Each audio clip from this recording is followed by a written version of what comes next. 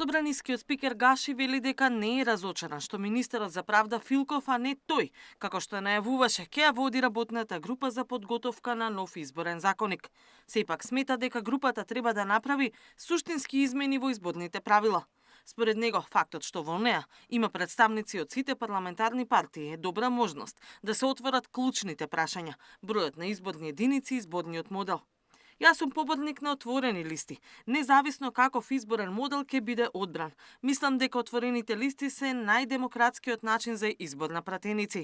Граѓаните на овој начин добиваат шанса да гласаат и за личност, а не само за партија, изјави Гаши на брифинг со новинарите.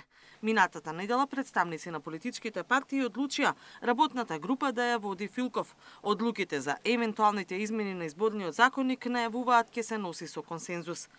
Следната средба на партиите е закажана за наредниот понеделник. Засега тие излегуваат со различни предлози, од една изборна единица со отворени листи и изборен праг до модели со 3 и 8 изборни единици. Дел од предлозите се однесуваат и на намалување на бројот на пратеници. Изборниот законник е дел од реформската агенда и требаше да биде донесен до јуни минатата година. По неуспешните предизборни измени, Брисел одобри дополнителен рок до јуни годинава. Во однос на критиките пак од председателот на Уставниот суд Костадиновски дека собранието не покажало доволно почит кон институцијата, бидејќи навреме не постапило по измените на кривичниот законник и законот за електронски комуникации, Гаши одговори дека секој треба да си го гледа својот двор. Катерина Нешкова, Сител телевизија.